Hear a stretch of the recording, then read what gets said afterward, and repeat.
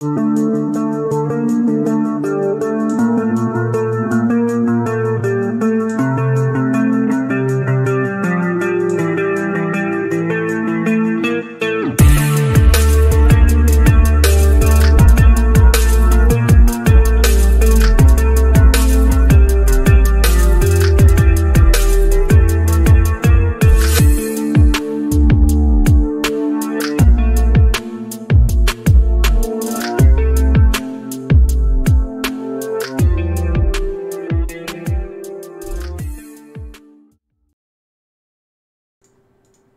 we go.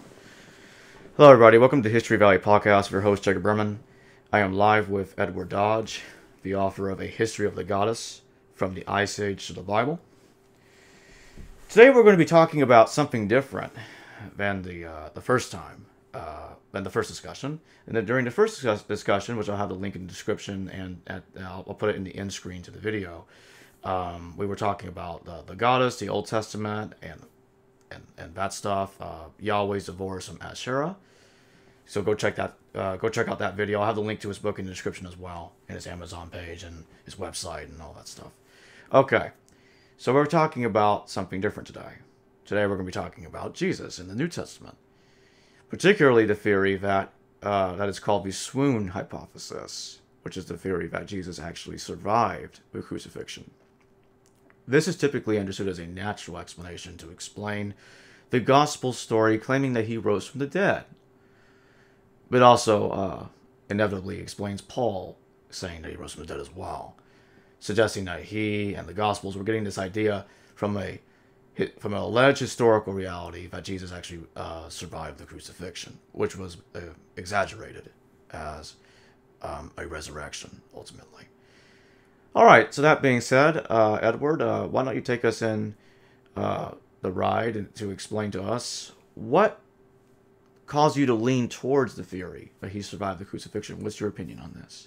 All right, well, let me start with saying thanks, Jacob. Thanks for having me here. It's good to be back with you, and I appreciate the chance to go on your show and talk about this. So I wrote up this article recently.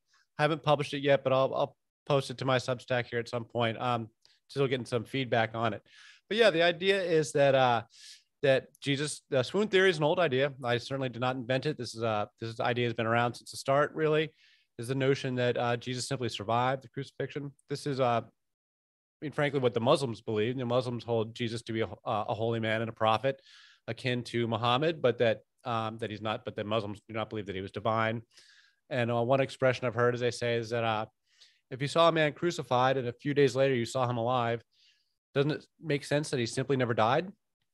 And that this is really just the most rational explanation for how you can account for post-crucifixion witnesses, people claiming to have seen him alive, apparently credible witnesses, while at the same time, offering a naturalistic explanation. I grew up in a church, liberal Presbyterian church, where we were taught to look for naturalistic explanations for things in the Bible, and that all the Bible stories were, you weren't supposed to suspend, common sense and your reasonable mind when reading the Bible, and that you can appreciate that some things are myths and legends and some things have naturalistic explanations for them.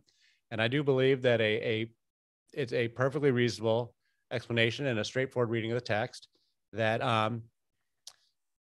he survives, and the mechanism by which he survives that I'm proposing, and that again, I did not invent this theory, is that the women who were, I place the women at the heart of the story, Mary Magdalene and the other women that were with Jesus. They're the main actors here. And what I argue is that they sedate him. They give him a drug while he's at the cross. This is the wine vinegar that he is fed directly before he expires in 3 of the Gospels. And that this wine vinegar is in fact a sedative. It knocks him out, makes him appear dead, such that to the witnesses and to the guards, he looked dead. Now, the Gospels don't say they brought out a doctor to examine him. They just say the public witnesses. This is not difficult to believe. People are thought to be dead all the time. So then they bring him down from the cross after just a few hours before he died. Crucifixions normally take days, so this is a critical detail.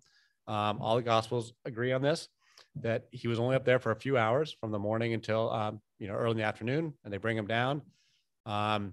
His wounds are bandaged, and he's treated with medicines. He's brought to this conveniently available tomb by Joseph of Arimathea's tomb, which is it's very convenient that they've got this nice room to lay him down in for 2 days where he can basically, I'm saying that they bandage his wounds, they lay him in there under heavy sedation, and he sleeps there for 2 days, and they wake him up Sunday morning. And that a straight reading of the text tells you that this is exactly how you would treat a heavily wounded man. People survive grievous injuries all the time if they're given prompt and effective medical care. And that's exactly what happened. He's brought down, he's bandaged, his wounds are treated, he's heavily sedated, and he's left left alone for 2 days, day and a half, 2 days, till Sunday morning, and then they wake him up, and then he's alive. And then what happens to him then? The Muslims believe that he lived on his life and went other places. Some people say he went to India.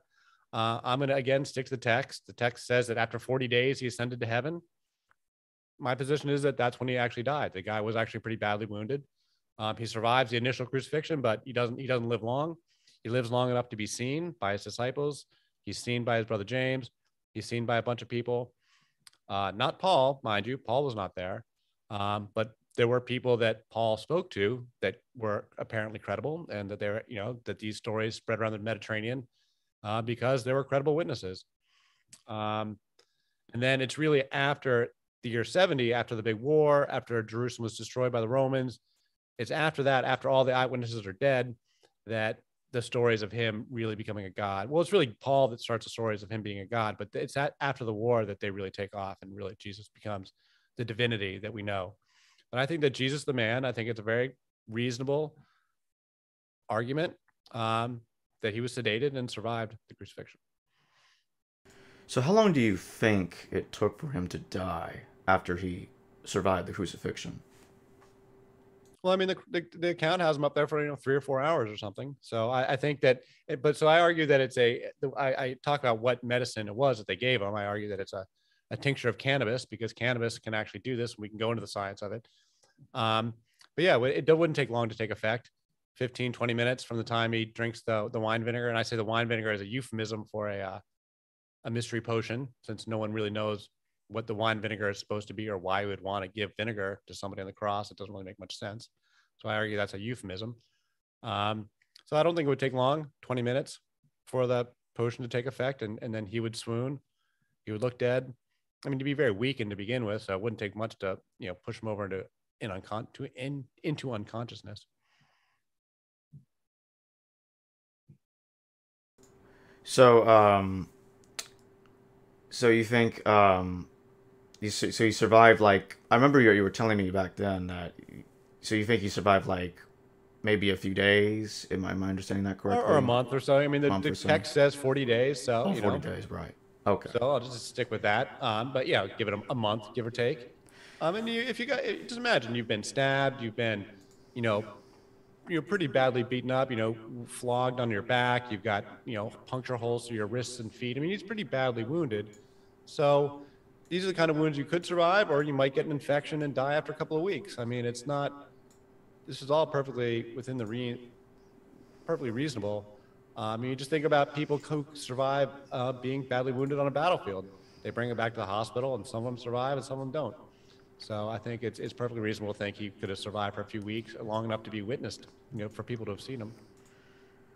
I recently interviewed Professor Bart Ehrman, and he seems to think that Jesus was left on the cross. That about 6 years ago, give or take, he started doubting the tomb story, and he said that ancient Roman sources claim that the crucified victim was left on the cross to rot as a way of terrifying those and other people, saying because they respected being buried. That could be the normal thing that they did. That doesn't mean that's what happened on this particular day. I mean, on the stories we have, where they brought him down from the cross. We don't have any other stories about Jesus except for the ones in the gospel. So what else do you have to work with? Fair enough.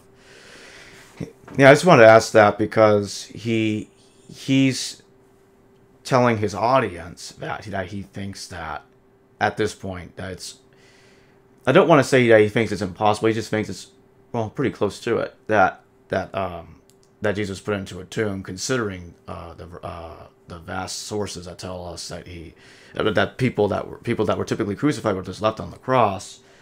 Do you think, although Bart Ehrman doesn't think this, but do you think that in Josephus when he took down his friends from the cross. So he begged Titus to take down his friends from the cross.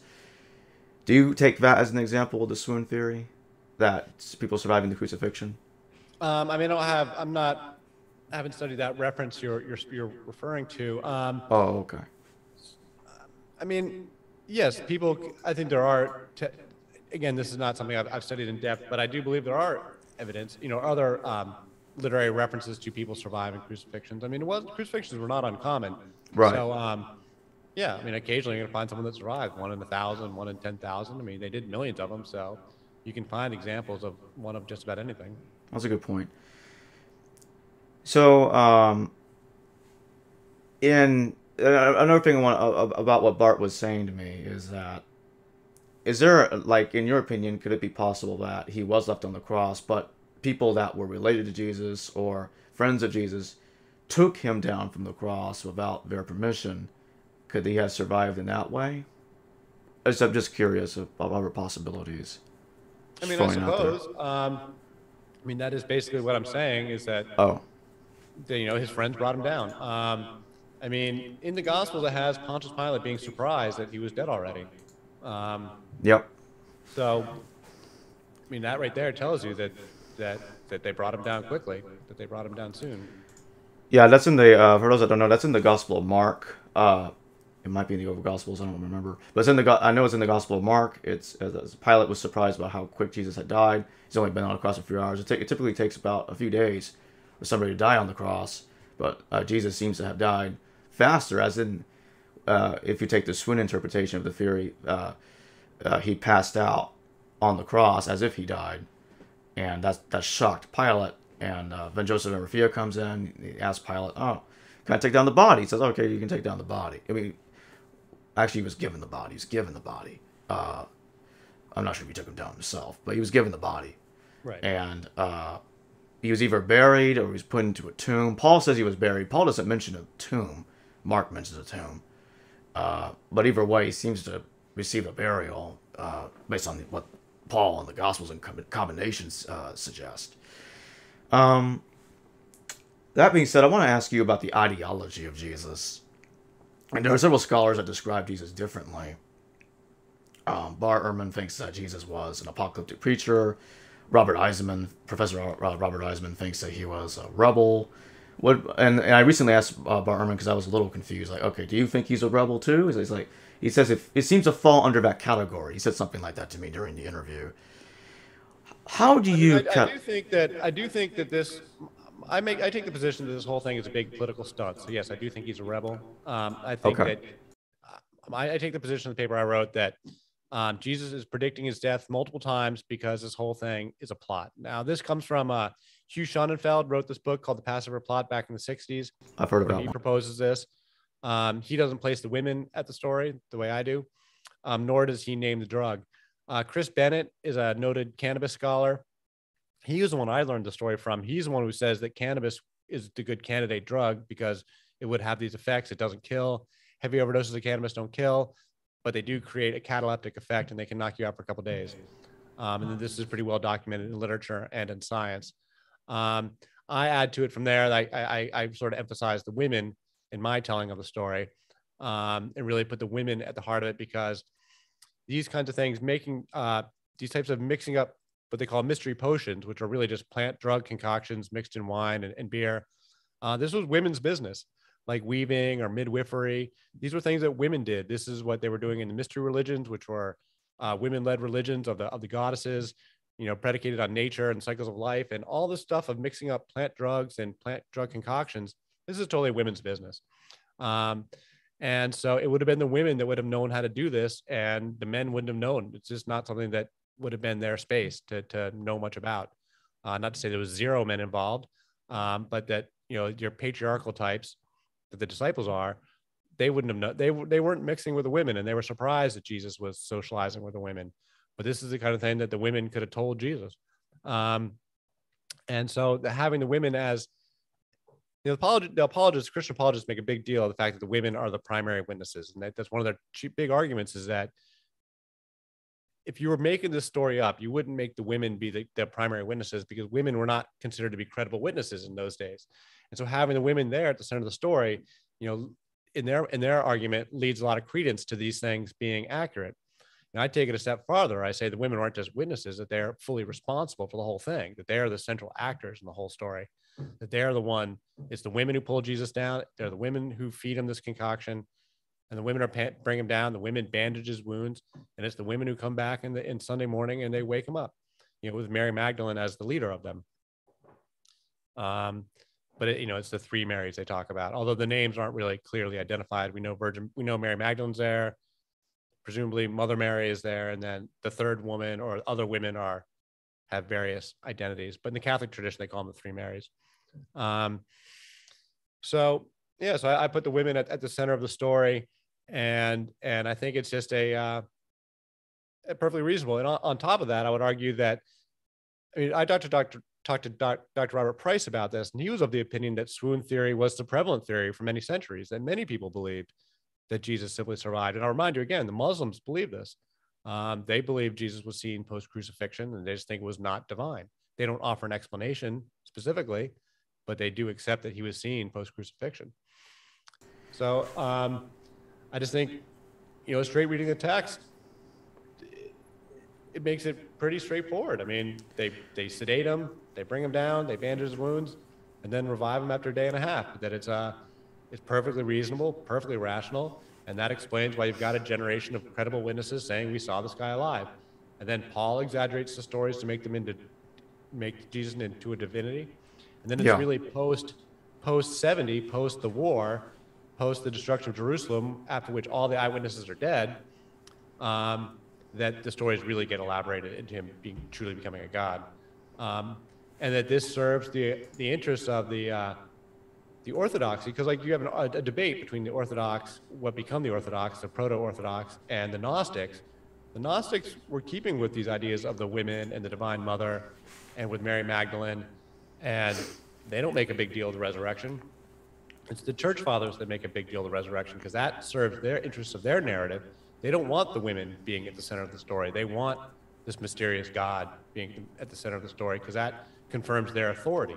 Because the Christian church is really, it's about authority. It's an authority cult. It's really emphasizes authority above all else.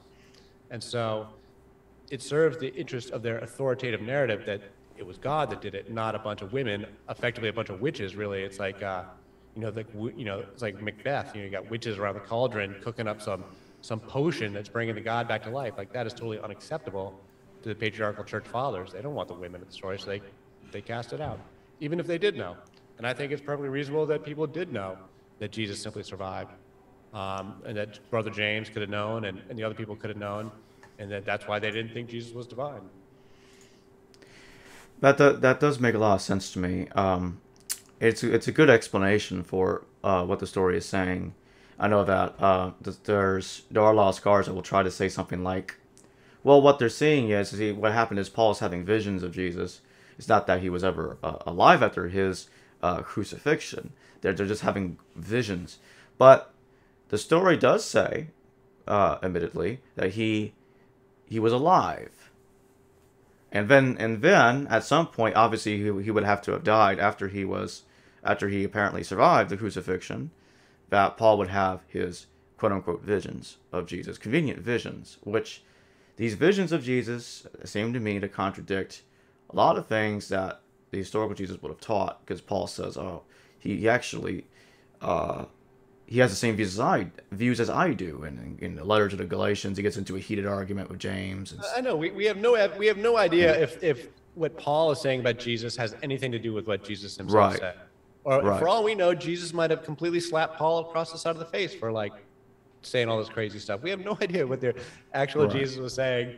We just have Paul's version of it that it carries on through the Gospels and through the church fathers, what the church fathers told us, after the Council of Nicaea. These Roman era church fathers, they are the ones who tell us what it is and what is not. But there were plenty of other opinions back in the day. The Arians and the Gnostics, there were lots of different groups that had radically different beliefs about Jesus. So what is curious to me is that Irenaeus has a very striking paragraph in his text against heresies, and he says that Jesus died during the reign of Emperor Claudius. And he made a mistake. He claimed that Pilate's reign came to an end during the reign of Claudius. He didn't say, or his reign continued into Claudius's reign. It seems to me, from what I can tell, is that he probably read Suetonius. That's my suspicion, because there's a character called Crestus in Suetonius. He instigated a revolt against the Romans, and this is happening around 49, 50 AD, and that's when Claudius expels the Jews from Rome. So he probably read that, took that to mean Christ, and that's how he came up with that slight anachronism there. But I just found it to be interesting because I guess one could look at it as saying Irenaeus has a tradition, if he's not confused, that Jesus was apparently alive after the time he was supposed to have been crucified, and Irenaeus tries to harmonize it by saying that Pilate's reign continued into the reign of Claudius, so that way it doesn't come across that way. Those are different ways of looking at it. But yeah, it's like I was saying earlier, it's a good explanation. It does explain how Paul could have easily have hijacked the movement. Because if he's making up that Jesus rose from the dead, but originally he survived the crucifixion, it would be easier to exaggerate it, is what I'm saying. I can see that. Yeah, I mean, people deified remarkable human beings all the time. I mean, there's nothing unusual about a remarkable, notable person being deified in the ancient world. They did this; it was totally routine. And I think what we can see about Paul is that he's clearly interacting with these other early Christians. He comes in originally persecuting them, and then his opinions are changed. Clearly, somebody had credible testimony that changed his mind, and he's interacting with the other original disciples who saw Jesus alive. And then Paul in the 50s is going around to visit all these churches. So clearly there's a community of people all around the Mediterranean that are spreading these stories that apparently have credibility. People, I mean, the mythicists will routinely say that, people make up all sorts of crazy cults all the time. And they point to all sorts of different examples of cults forming, and that's true. That is true, but they don't have, generally speaking, this particular characteristic of this particular detailed story of this guy being publicly executed and then being seen alive. I mean, that's the story. And the story is that most people didn't believe it, but that it really did happen. And so I just think it's a stretch to say nothing happened at all and that it's completely made up, because then those people don't have any credibility. The first generation witnesses don't have any credibility. And I just don't see how the stories spread, because people make up crazy stuff all the time and people get dismissed as being crazy all the time. And those stories don't persist. For some reason, the stories of Christianity did persist. I just think there had to be some kind of meat on the bone there in the beginning that caused that first generation of witnesses to have credibility for the stories to spread. That makes sense. Obviously, it's after the Roman War when the stories really take off. But there's that crucial generation, that crucial first generation from 30 to 70, where that was when the eyewitnesses were still around. And I think they had to have had some kind of credibility. I don't think they just made it all up in this hallucination. I just don't, that explanation is just not convincing to me. Although I appreciate the scholarship that people like Richard Carey have done. I respect the scholarship. I can appreciate the fact that we don't have much to go on and you can peel the Gospels apart to the point that that there's no substance anymore, that they're all just literary tropes. I can appreciate all that scholarship. But also, the lack of evidence is not evidence of absence. And the best evidence would have been in Jerusalem, which got completely burned down. So that's where the evidence would have been. And that was all destroyed. So it's, I think there's enough there to say that the first generation witnesses had credibility. And I just don't think it's irrational to explain it that the guy survived the crucifixion. I just don't think that that's that hard to believe. Yeah, that does make sense. And what I've been thinking about lately is that some people will try to say that the whole New Testament is some sort of propaganda. And I guess in a way you could say that it is, but what they say, but they'll go a step further than that and say that it's nearly all made up. And I've been finding that harder and harder to believe the more I look at it. And to me, there must have been something that caught people's eye about Jesus. There must have been something special about Jesus that at least in their opinion, the people living in the first century CE in Judea, that his followers, he must have done something for him to have been hijacked by Paul. Because Eisenman's research convinced me that Paul has some connection to the Herodians, because in Romans 16:11 he says, "Greetings, my kinsman Herodian." So why is a Herodian interested in a story about Jesus, this rebel guy who survived, who died in the somewhere around 30, perhaps 33 A.D., and survived the crucifixion briefly for like 40 days, give or take? Why would someone like Paul, who clearly is distinct in every way, shape, or form from Torah messianism, Torah orthodoxy, Jewish messianism, Sicarii, zealots, why would he try to graft his ideology on Jesus? Why would he try to hijack it? Why would he say in Romans 13, all governments are appointed by God, which is an interesting statement, because now he's trying to attach his loyalty to whoever is in control of Israel at the time, and then using Jesus to carry his message and then get away with it. Why would he, how could he hijack an influential figure that really wasn't influential and was a nobody? I think that I think Paul is the first step in really spreading these stories. That Paul is clearly the first evangelist. He's really, these stories are spreading on their own, but Paul is really like taking the fire and and lighting it all over the place. Yeah, I think Paul is, I'm not a super deep expert on Paul, but my take on him is he's a little bit crazy, but that he's sincere. I can see that. But he doesn't seem to get along with the original disciples. He seems to have quite a bit of differences with them. He doesn't seem to get along with James. And probably because Paul is saying some pretty crazy stuff that they don't agree with, like that Jesus is divine. Whereas I don't think that James was saying that. Correct me if I'm wrong. I don't think Brother James ever says, my brother is the Lord. My brother is God. Right. My brother rose from the dead. That all the texts attributed to James or about James seems to treat Jesus like the Muslims do. Like he's a holy man and a prophet, but not that he's divine. And so if you got this guy Paul running around saying Jesus is divine, they're like, all right, crazy guy, you go do your thing over there. You can go preach to the pagans, but we're really not concerned with you, because they were remaining in Jerusalem as practicing Jews for all intents and purposes. And then waiting for kingdom come, which comes when the Romans kill them all. That's why I read the whole apocalyptic thing. I just think that the whole prophecy came and went. Like it was true. Romans killed them all, and there's your apocalypse. But but as far as like Paul and the propaganda stuff, Paul goes away, after the year 60 or so, 62 or whatever, whenever he's killed. But the Pauline tradition absolutely does become Roman propaganda, because by the time you get to Constantine, when Christianity becomes a state religion of Rome, then it absolutely is an authoritarian propaganda. It's an authoritarian cult, and it's an intolerant cult where they are violently hostile to anyone that believes anything different from them. And so they are going to impose their views by force on everybody else.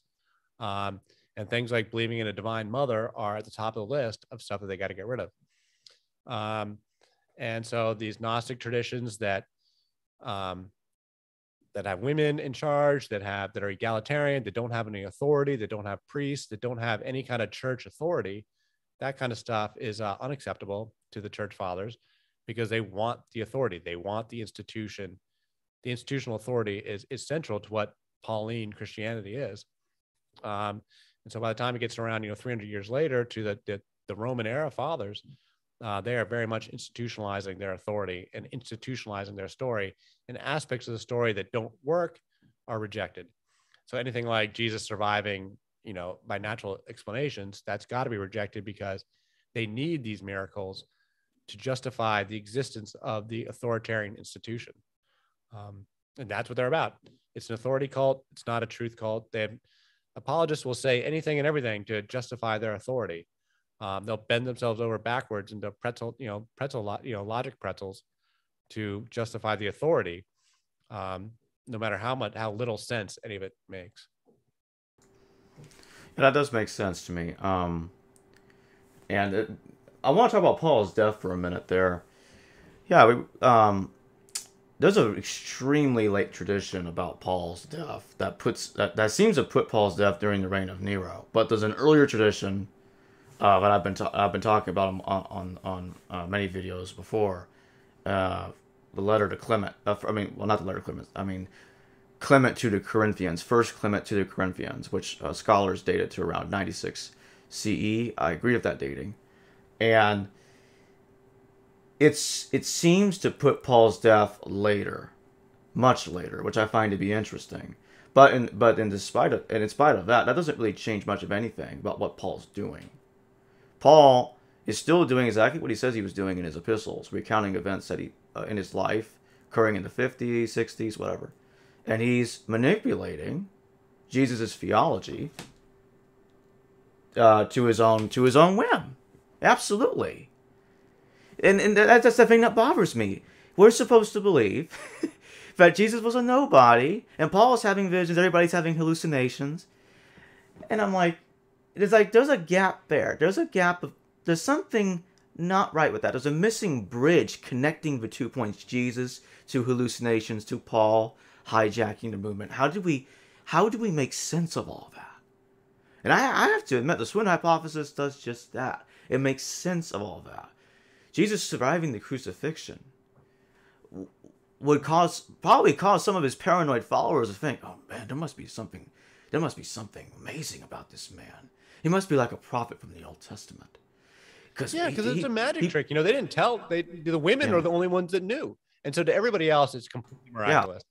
They're like, we saw him crucified, and then we saw him alive, and they're completely dumbfounded. These aren't really educated people. We're talking about. They're totally uneducated. They're not literate. They're not scientific. I think it wouldn't be hard to hoodwink the crowd at all. David Copperfield performs all sorts of magic tricks in public, made the Statue of Liberty disappear in public in front of witnesses. People were amazed. I can't believe it. It's just a big trick. People do magic tricks all the time. That's a good point. I'm going to read some of these questions here.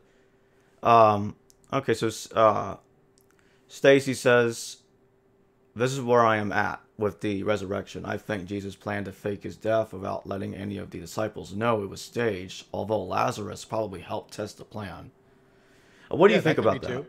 Yeah, okay. I think that, Lazarus was only in the book of John, which is the last gospel. So, but I think it's perfectly reasonable. I've thought about this. I don't really go on at length in the book. I didn't write about this, but I did think about it, which is that, yes, I totally agree. I think Lazarus could be a test plan, and Jesus' reaction to the way Lazarus died was Lazarus supposed to be a good friend of his, and Jesus is totally like unconcerned. Don't worry about it. You'll be fine. And again, the women are there, Lazarus' sisters that are close to Jesus. I totally think that could be a test run of the potion for sure.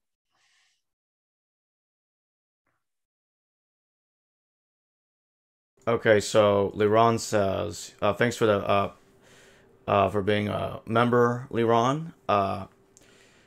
Liron says, the smarter someone is, the easier it is to trick. The smarter someone is, the easier it is to trick. Yeah, there's some truth to that too. As they say, there's plenty of idiots in the Ivy League.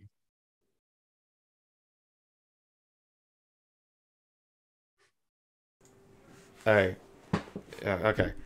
Yeah, I just have to take care of something real fast. Okay. Let me read the next thing, and then you can answer the question.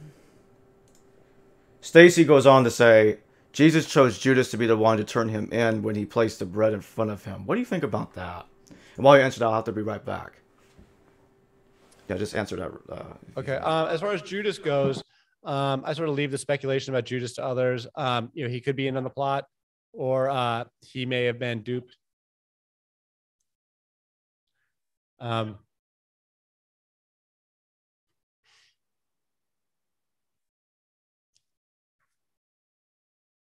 Okay, sorry about that. Stacy goes on to say, how a gastric surgeon in 300 BCE used a drink to knock out his patients for 3 days.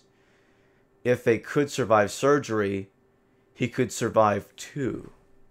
Yeah, so I'm not sure if that reference that person's referring to, but I talk about it in my book and in the paper that there's a famous Chinese surgeon from back in this era. It's the 2nd century. Now it's China, but it's from the 2nd century. His name is Hu Tao. He's very famous in Chinese medicine, and he invented the first documented surgical anesthetic, and it's using cannabis. This is one of the pieces of evidence I use.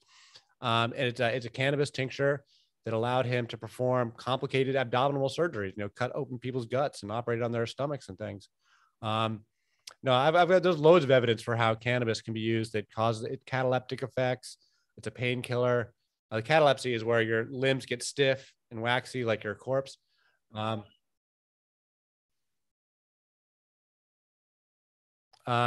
so yeah, the science is there for that it could be cannabis, that this is a good, and we can test it. You can test it on animals, you can test it on people if somebody wants to take a really strong tincture. Stacy says, and the only reason Jesus was able to survive being stabbed and beaten was because he read 2 ancient Asian books that explain, and actually the previous thing she said there actually finished that sentence. Yeah, so I mean, I can't say what Jesus was reading, but as far as like women mixing up plant drug concoctions, this is well documented throughout the Near East. We don't need to go to China for it. That these cannabis was there, these traditions were there, so it's not difficult to document, at least hypothetically, that this is what was going on. Yep, that's a good point. Stacy says the drink is mentioned in the book of Master Hanfei, 250 BCE, the records of the Grand Historian 100 BCE, and the book of Master Lai, AD 300. Not familiar with any of those, but I'd take a look. I hope I pronounced that right. Liron also says, ask a pro magician. A dummy is hard to trick because he would assume ask a Penn and Teller. As he's saying that the smart people are the easiest ones to trick again. I believe I believe that too. I mean, I think he was trying to say not smart. People that aren't smart are easy to trick. Something along those lines. Okay, so that seems to be. What I find interesting is I think it's interesting that in this discussion between the atheists and apologists, that the swoon theory gets so little traction. Folks like Bart Ehrman, they totally dismiss it, and I don't really understand why. Because to me, it's by far the most rational, explanatory.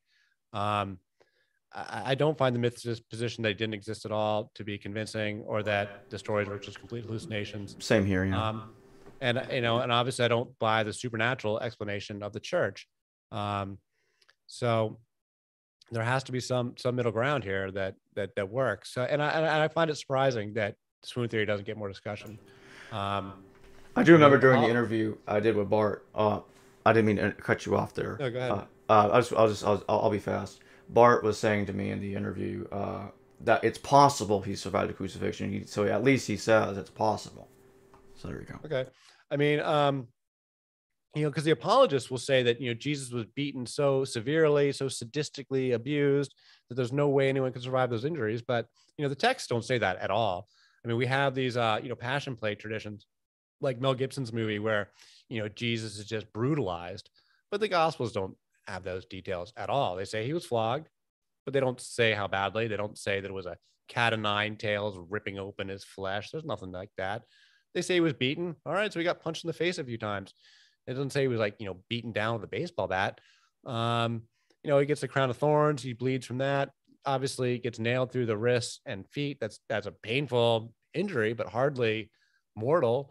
And then he gets stabbed in the side, which actually might be the most severe injury of them all. That might have been the one that actually killed him, in my opinion.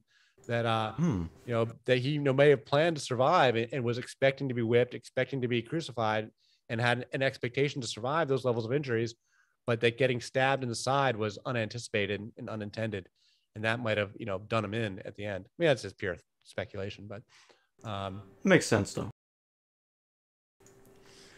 All right, let's see here. I'll see if anyone else has anything in the chat. He says the Romans were known to be cruel and effective. Let's see if there's something else here. And again, people saying the Romans are all professional killers. I mean, sure, like yes, they killed lots of people, but that doesn't mean that any given soldier on any given day couldn't have been tricked. Yeah. We're just talking about a single incident here. We're not talking about a pattern. So I think it's pretty easy to find exceptions when you're talking about a single incident. He also said earlier, Leron again, he said earlier, if the Romans had it in for you, they would have it in for your corpse. And he also says, why would the Romans release the corpse? I don't know. You tell me. The story we've got is the story we've got. So you could endlessly speculate if you just want to make up new stories. Right. But the details we've got are the details we have, and when the details repeat in multiple gospels, like the wine vinegar being in 3 of the gospels, I take that as being an important detail.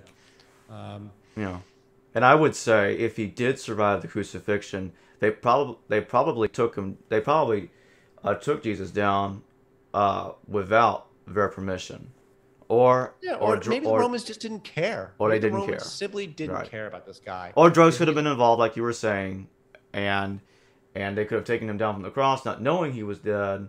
I mean, not knowing he was actually alive. They thought he was dead, and then he survived. Either way is possible. Yeah. I mean, I just don't think Jesus is like really, in his lifetime, he's a totally obscure person. It's only in this last week of his life that he comes to any public notoriety at all, and he's just long enough to get himself executed. But he was pissing off the Jews. He wasn't pissing off the Romans. The Romans only executed him because the Sanhedrin asked him to.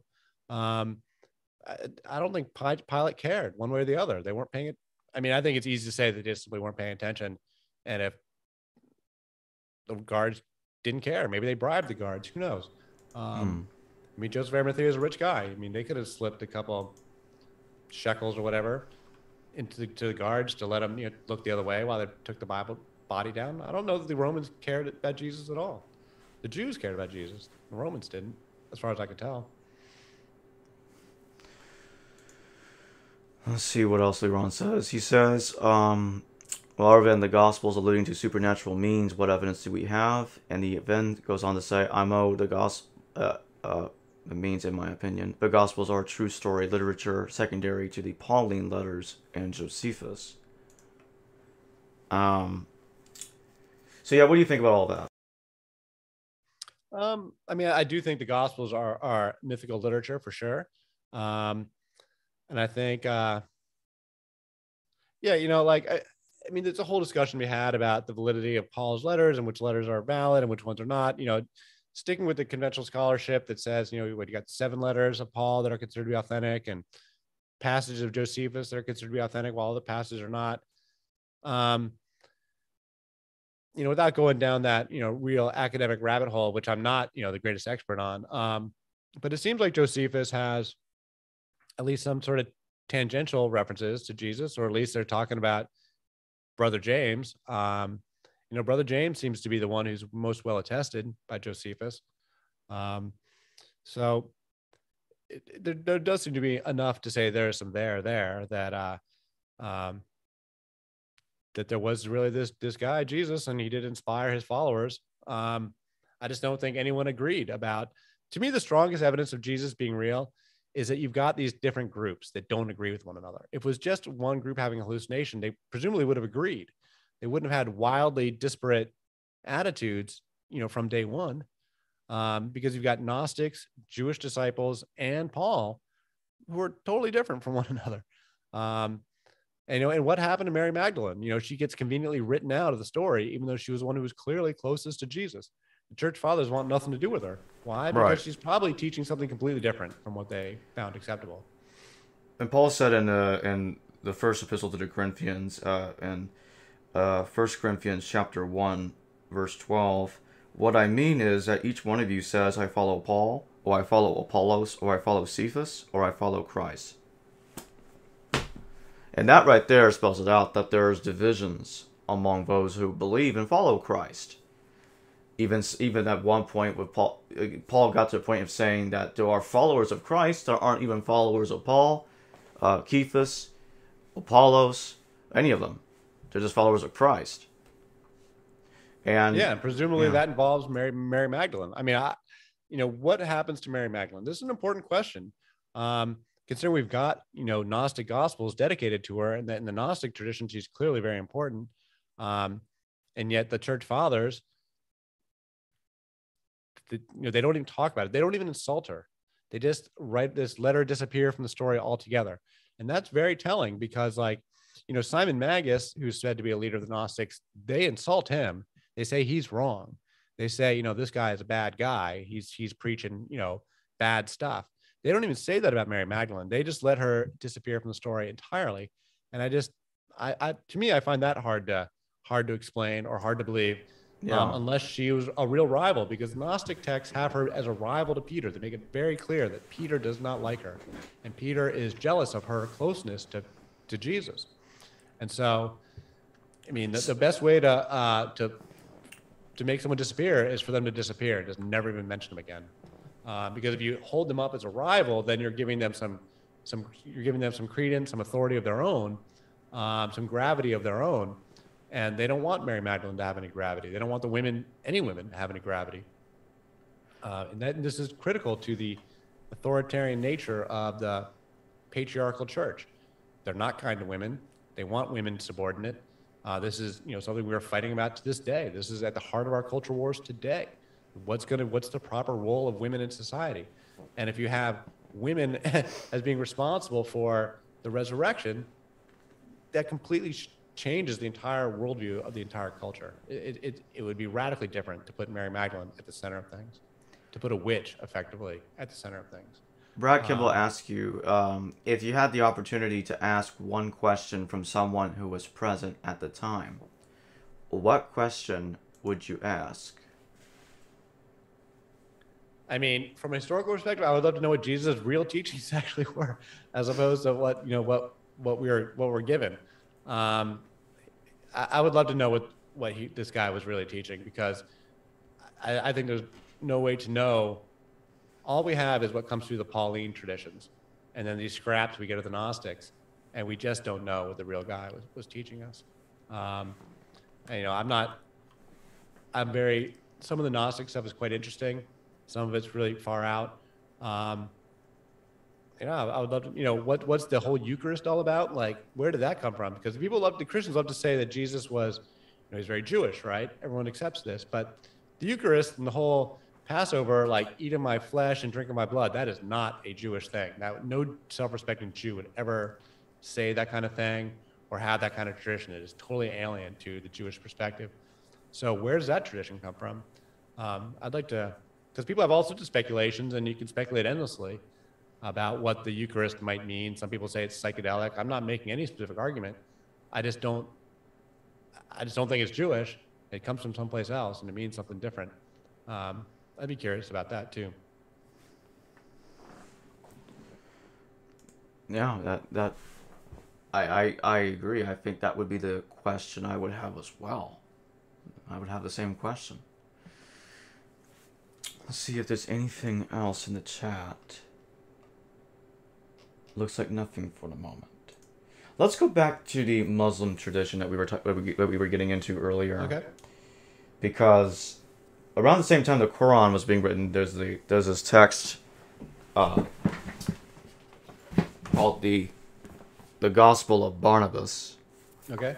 And what's interesting about this text is it seems to be similar to what the Quran is saying, because they actually are saying that they claim Isa, what they call Jesus, wasn't even crucified, and it was this dude called Judas, perhaps, who was crucified. And it talks about this in the Gospel of Barnabas, that Judas was transformed to look like Jesus in some sort of miracle scheme, and the Romans confused him for Jesus because of that, and he gets nailed instead.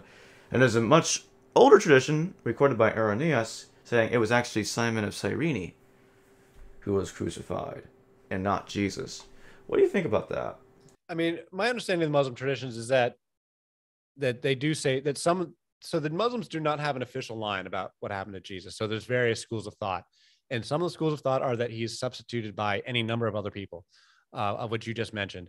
And then the other schools of thought are that he survives by, whatever means.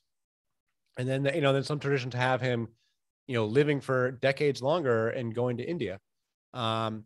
So there are, a lot of different schools of thought out there. I don't have I mean, my opinion, the guy died after 40 days. And that it was the real guy. But yeah, there's all these other stories out there, and they're entertaining. I just think that, religion, they're all fictions. Like every last one of them is a fiction. So that's not the point, isn't whether they're fiction or not. The point is like, what's the message and what's the meaning, and Right. what can you take out of it? So yeah, I mean, we can make up endless fictions. And that's what, yeah, I'm interested. I'm actually more interested in this as a story than as scholarship. And what can we do with this as a story?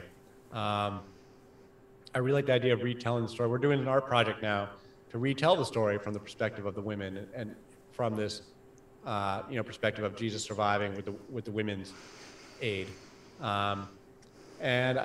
Yeah, I mean, I think we can keep on making new stories. We can keep on reimagining new stories. We're not stuck. We don't have to like stick with one story. Like religion is a constant conversation. The stories are always changing, and let's keep making new ones. Like that's the way I look at it.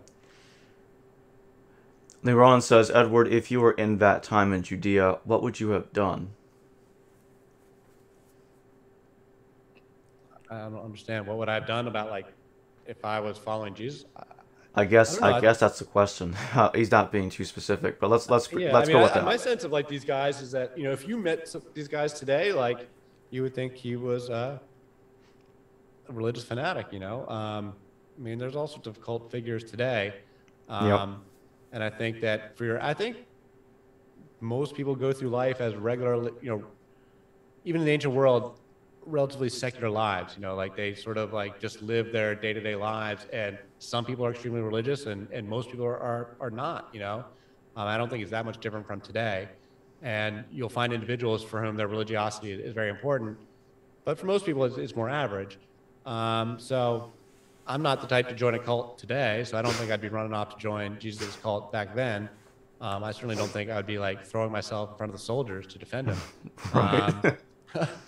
So, maybe I would have been a witness to it. I mean, it seems like if I had been living in Jerusalem at the time and it caught my attention. But again, I think his public ministry is all of like 1 week. Like he's a totally obscure person. In the last week, he makes a big scene in Jerusalem, intentionally kicking over the money changers, getting himself arrested, intentionally blaspheming the Sanhedrin so that he gets his death sentence, that he intends to survive as a big David Copperfield meets Evel Knievel type of public stunt. Stacy says, ever heard of David Mursk? He has an interesting theory that the high priest Caiaphas was the father of Jesus. That would indicate that Caiaphas was in on the plan to fake the resurrection. And for those that don't know, Caiaphas was called Joseph Caiaphas, which means he has the same name as Joseph, the father of Jesus, which is the basis for the theory, and the fact he appears in the gospel story as a high priest a little bit often. So what do you think about that, Edward? Not really familiar with the theory, but yeah, I mean, Joseph is one of these really common names like Mary, so it's like you see a lot of them all over the place, and people like to make these connections. It is interesting that Jesus' father Joseph never appears again in the stories and is not really a figure in the later narratives after Jesus' birth. So there's a lot to speculate about with that. What happened to him? It would be pretty funny if he was really the high priest, was really Jesus' father, and Jesus some sort of illegitimate son.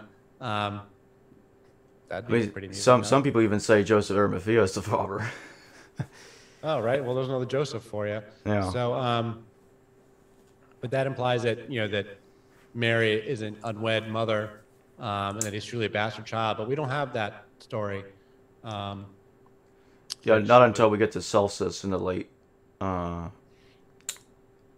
think it was late 2nd century that he shows up. Yeah, 170s. Did you say Jesus was illegitimate? 180. Yeah. He says that, he actually gives us a pretty strange story that Pantera, who's supposed to be a Roman soldier, was the father of Jesus via Mary through adultery. And some even say that he violated her without her consent. So that's also circulated in the Talmud, which starts to circulate. At least little pieces of it start to circulate around the same time, shortly after Celsus wrote the Origin of Alexandria. He calls it On the True Word. We don't unfortunately, we don't have Celsus's actual text. We only have it through Origen's eyes. He's criticizing it. He calls it contra Celsus or against Celsus. Professor Tabor, who I've also interviewed, he, in his book The Jesus Dynasty, he does believe that Pantera, although he says Pantera was a Jew, not a Roman soldier, I think he seems to think that's an exaggeration, what Celsus was saying. But he thinks that, he seems to lean towards that Pantera was the actual father of Jesus. But yeah, it's interesting. Okay, so here's another question here. Brad Kimball says Eucharist is explaining what fasting is. It is based on the ketogenic system your body uses to reuse dead or damaged cells instead of food consumption. What do you think about that? I don't know what that means. Okay. I'll just go on to the next question.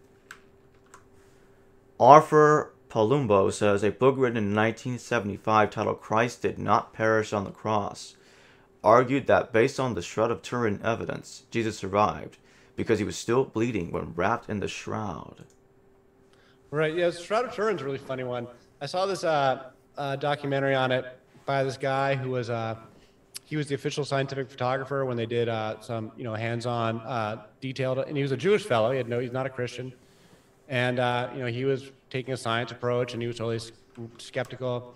And he comes around to saying now, and I forget the guy's name, but he's a public figure, that he thinks the shroud is genuine, or at least that it that at least it dates back to that time frame. I don't know. You can make what you think of it. It is funny. Like, how would you have that image on that linen? Perhaps all these anointing oils that they put all over Jesus in bandaging his wounds, maybe that was enough to leave enough of those plant material and oils and blood and whatever, imprinted itself into the cloth. I don't really have an explanation for it, but it's the Shroud of Turin's an interesting one. People have really dug into that for a long time and have some pretty interesting ideas about it. But I tell you, the guy who was examining it, who took all the photographs. He's got a website that Shroud of Turin, it's shroudofturin.com or something. His whole take on it was pretty interesting. That they couldn't, at least as far as the imprint itself, it's not paint, it's not a pigment, it's not that something that somebody brushed on there. It's in the cloth, and we don't know. Nobody can explain how that image is in the cloth, or precisely how old the cloth is. So, I don't know. Maybe it is really only from the Middle Ages, and it's just a fake.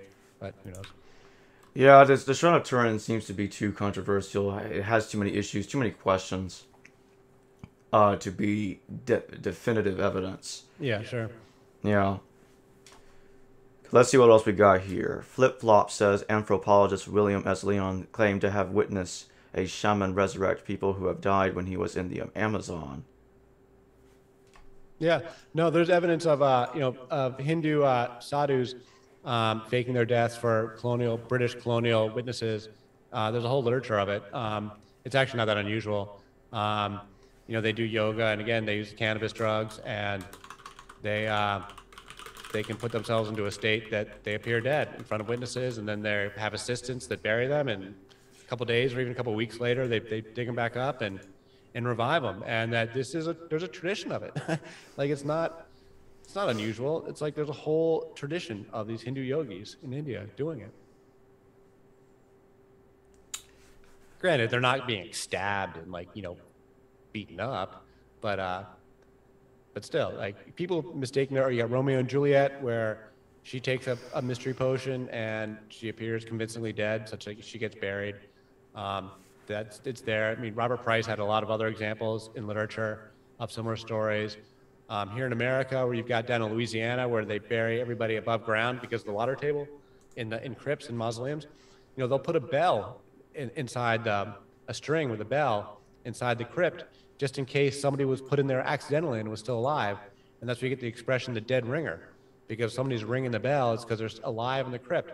That's because it's so common that people are being mistaken for being dead. It's just not unusual at all in the annals of human history that people can be mistaken for being dead. Flip-flop also says that he said they would just stumble around for a while, then would conk out. So possibly have we lost the art of resurrection? Okay, I don't know if you're literally believing in resurrection, Flip-flop. It looks like you're taking a step mile further there. If I'm interpreting you correctly, I would like to comment on what you just said and say, I don't think it's never been demonstrated. There's really no reason to think anyone's ever risen from the dead. I don't literally buy that. But people have near-death experiences. Right. My aunt had a near-death experience in childbirth on a hospital table where she was dead, but they managed to revive her. I mean, it was only for moments, but it was a classic near-death experience where she saw the white light. Her heart rate went flat. She was going to the glory, and then when they woke her up, she was like all upset. Like she was, why did you do that? I was going to the light. It was a classic near-death experience. These things happen. All right. So Flip said, yes, I am. So he does believe in the literal resurrection, that somebody can literally rise from the dead. Okay. So I take it. I'll believe it when I see it. Right. Yeah. Same here. Same here. Mr. Willis, I hope I'm pronouncing your name right. Sorry if I didn't. He says, I'm sorry I'm late. Oh, it's all good, man. It happens. But welcome in. Brett Forsev says, Jesus on the keto diet. I love it. Gotta keep that liver clean. On the keto diet. He also says, does Brahmanism have any ties to Abraham and the Levant? All right, so that's a bit off topic there, Brett. So I'll just answer the question and move on. I don't believe Abraham has anything to do with Brahmanism. I mean, the only similarity that I've ever heard of is Abraham sounds like Brahma, and that's not evidence. Yeah, no, I don't think so either. I mean, I think there are deeper, older historical roots of the Indo-European Aryan traditions that are underlying both Mesopotamian and older aspects of Hinduism, but they're like much farther back in history. Yeah. And then by the time you're getting to like the time period of Abraham or like in the the Iron Age, say, by that point they've broken off into their own traditions. Yeah.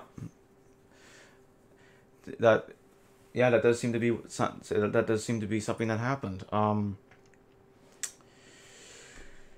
Okay, let's see if I miss anything here. Okay, if anyone has any questions, make sure to ask, because we are already a little past an hour. Yeah, so I'm probably gonna wrap it up here. Yeah, probably for another 5-10 minutes we're going to be here, and then that's it, guys. So make sure you guys get your questions in. If anyone wants to super chat it so you get priority. I'll ask your questions first. So Jacob, did you see anything in my paper that you thought needed corrections or any errors? Because I'd love any feedback before I publish it. I might have forgotten. You can do it offline too. Did you send me a paper? Didn't I send it to you? I don't remember if you did. Oh, well, heck. I thought you read it. No, I'll send it to you. If you did send it to me, but I totally forgot. I'll definitely give it a read. For sure. For sure. Yeah. I'll send it to you right now. Yeah. Anybody have any questions, guys? We got a few minutes left. Okay, while we wait for questions, if we get any questions, so there's a lot of disagreements about when exactly, like which year Jesus was crucified. Everybody agrees practically, except for a couple of really fringe guys out there that will say that Jesus died in the much later than the reign of Pilate for some reason. But yeah, everybody agrees that within the 10-year reign of Pilate, 26 to 36 CE, Jesus was crucified somewhere around that time. And there's a lot of different stuff. Probably not gonna be able to get into this in just a few minutes, because now we're getting into the Star of Bethlehem. When was he born and all that stuff? That's probably another video. But which year do you think he was most likely crucified in your opinion? I always go with just conventional scholarship on all this kind of stuff. I'm not, okay. I'm not like a PhD in early Christian studies, reading the original Greek text or anything. I don't do that. I pretty much stick with conventional scholarship. So, I mean, I think people are saying, what, he's born in 4 BC? Is that the most Some relevant? the general estimation is 6 to 4 BCE. Some will argue 7 BCE at the earliest because there was a triple conjunction on that year, which might have been the basis for the Star of Bethlehem. I mean, I don't get. I couldn't offer any unique uh, analysis on that. And people say he probably died around 33, 30 or 33. 33 seems to be the general estimation. Yeah. So I'm not. It's not something I'm hung up on. I just stick with the conventional scholarship on all that kind of stuff. Pet Mark says, actually, hold on, I skipped a question. Arthur Palumbo. These will be the last 2 questions we're going to answer, and we're going to end the stream. Arthur Palumbo says, Robert Eisler theorized that Jesus' followers saw Judas Thomas, Aramaic for twin, the twin of Jesus, and believed they saw Jesus. What do you think of that? Yeah, I mean, yeah, some people think that the whole Jesus was substituted argument. Again, the Muslim, there's some Muslims who say that. So it's that's. I think people are free to believe whatever you damn well please. We don't have any evidence. So what do you think? Like, I don't know. Like, as far as the swoon theory, it's just a specific argument about a specific thing that's like a straight reading of the text that I saw that nobody was addressing. Yeah. And that I thought it was unusual and that this doesn't get talked about, that neither the atheist nor the apologist give swoon theory any credit. And to me, swoon theory is by far the most credible explanation. And I think it's worth talking about. And also it's a chance to tell the story in a different way, which I find more interesting than being a scholar about it. I just want to tell the story. Just stick to the text, but reimagine it. I don't need to come up with new scholarship. We can just take the Gnostic Gospels and the Christian Gospels and then just reimagine the story. I think I like placing Mary Magdalene at the heart of the story. Gives the entire thing a completely different spin, a completely different twist. It challenges the authority of the church, and it restores the notion of, it puts Jesus back in the context of these mystery traditions. It sparks a conversation about the women-led religions and these mystery religions, these cycle of life traditions that Christianity is so openly hostile to. Monotheism is by definition, father alone with no mother, no divine mother. And it's a religious tradition that's been hostile. There are traditions of the divine mother. There is a specific set of beliefs that track back that have to do with Mother Earth and the cycles of life and being rooted in nature and sexuality and creation and plant drugs. This is all part of these women religions of Ishtar, of Demeter, of Isis.